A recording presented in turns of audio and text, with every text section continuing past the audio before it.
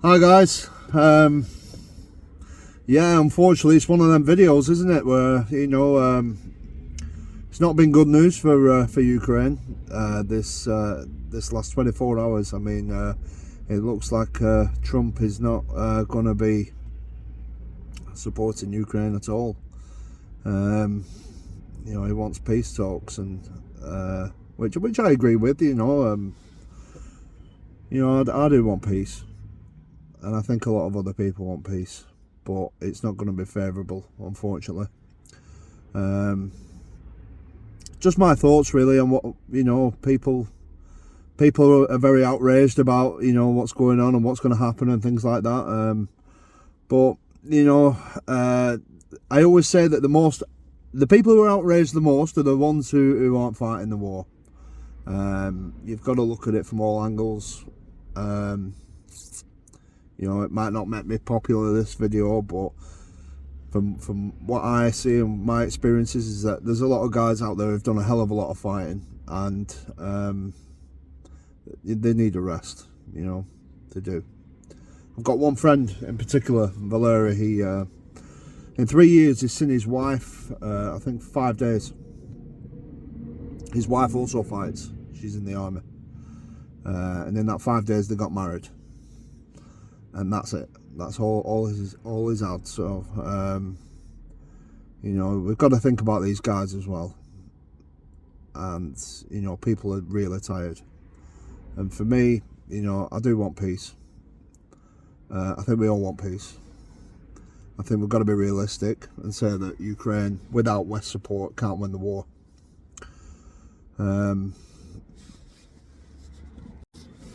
I had to restart the video then. So yeah, without West support they can't win the war on the battlefield.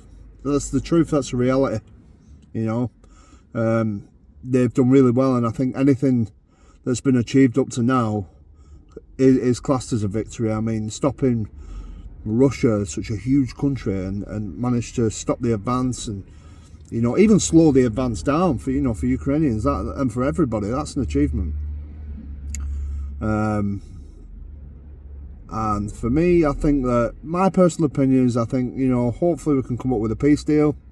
There's a lot of pressure on everybody as well in Ukraine, abroad, and hopefully guarantee some security afterwards, so Russia can't come back. Which I don't believe there will be a long-lasting peace. I do think that Russia might breach that, and I think they will, based on what's happened previously. So yeah, it's just my opinion, and it's just disappointing news. Obviously, it's really disappointing. But if I'm honest, it's kind of what I expected anyway. I mean, the people who I work with and Uda, obviously, we're kind of taught not to trust the West as well as trust Russia, which is, so far has been right. Unfortunately, Ukraine's been let down for a long time by the West. Broken promises, agreements not stuck to, and Ukraine's effectively been fighting this war with one hand tied behind the back. There was one instance where I think the Biden administration was actually leaking Ukrainians' battle plans to Russia at one point. I mean, what's that all about? Crazy, and Ukraine's expected to, share all information, go, adhere to these rules, that rules, and don't use weapons for this, don't use weapons for that. I mean, come on. It's been really difficult for them, and I know we all want to see an end to the war, but it's got to be good and it's got to be favourable. And unfortunately, I don't think that's going to happen. I think we are all a bit gutted. But one thing I always said is that Ukraine's going to have to fight this battle on her own, and I've said that from the start as well. I've always said the same. It's up to Ukrainians and the foreigners and us guys and everybody who supports Ukraine to decide what Ukraine's destiny is going to be. And unfortunately, that's just the way it is. And it's really sad that in the 21st century we're actually dealing with this. So, yeah, we'll just have to see what happens this year. But my job's always going to be the same. in EOD and stuff. So our job's always going to carry on. You know, there's plenty of work to be done, years and years and years of work. So regardless of what goes on and whether the war ends, is that my job's still going to be exactly the same as it is, well, you know, as if the war's still going on, because the war against landmines and UXO and everything else, and you know, just logistically, you know, the war is going to be going on for a long time for me. So yeah, so this week we've managed to buy a few vehicles. Yeah, we bought a Nissan Navara, a Ford Ranger, a Shogun, and a LDV minibus. The Shogun and the minibus will be in Ukraine by the weekend, and the Navara and the Ranger will be in Ukraine by next week. Thank you to our volunteer drivers as well for really helping me out lately, because it's been an absolute nightmare. Today I've actually been, it's 10 to 4 British time now, and I've been to view 3 vehicles already today, and absolutely none of them are good enough for Ukraine. Fortunately, I have my I've got my little scanner with me now, and that tells me everything that vehicles are hiding. So there was one instance today where I went to go and view a Mercedes Sprinter, and the engine light was on, and the guy was saying, oh, it's just a sensor, it's just, you know, nothing to worry about too much. And I was like, okay. And something just felt really off about this van, and I said, I'm going to plug my machine in, and his demeanour changed a little bit then, and it told me that the turbo's basically faulty, and you know, it's a big job, and we can't be having more breakdowns after the other week. But unfortunately this week there has been another breakdown, and it's not one of my vehicles, but it's one of Taras's, and there's an X5 that's broken down, BMW X5, and it's broken down in Berlin, and unfortunately it's not been pleasant again. You know, it's not something that could be helped. I mean, the car drove from UK to Berlin fine, and then in Berlin in the morning it didn't want to start, and the garage, anyway, long story short, there's been a guy stuck there for 2 days now who was driving it, and he's now been stuck there, 2 days, and we've managed to get it recovered, taken to a garage, and the bill for that car, they've said it's €4,500. Yeah, well, that's not happening, because the car's not worth €4,500, and I think they're just trying to rip us off, basically. No offence to Germans, but I do have a guy here in England who works for my brother, who can read the invoice, and some of the things they're after doing to that X5 don't need to happen. You know, they're talking about removing the engine and stuff. It's a high pressure fuel pump that's gone on it, which is faulty, and yeah, it's not a straightforward job, you know, but it's not a case of removing the engine. So yeah, that €4,500 won't be happening. So yeah, I'm just looking now, might be buying a recovery truck, so we're just going to see if we can get him down on the price. We've got, like I said, we've got 2.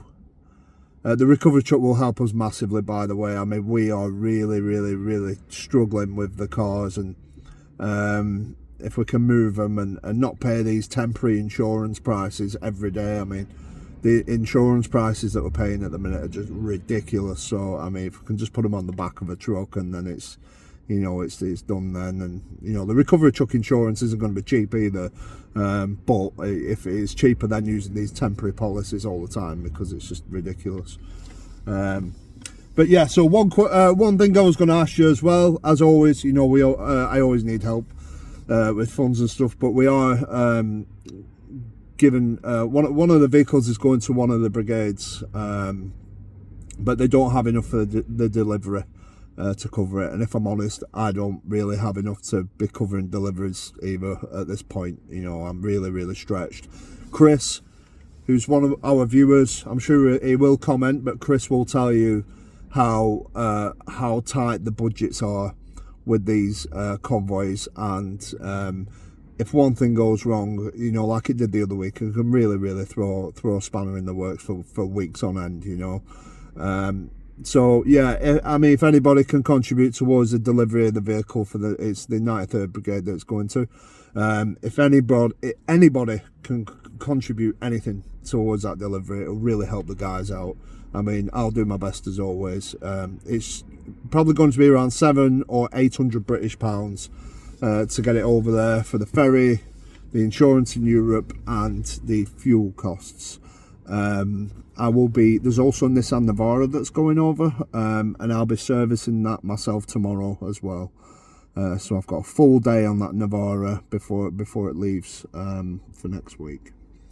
So yeah, if you can contribute even a dollar, a pound, you know, I try not to ask for anything unless I'm specifically fundraising for something. So yeah, if you can contribute anything at all, I'll be really, really grateful. And there will be a video report of that vehicle as well. Okay.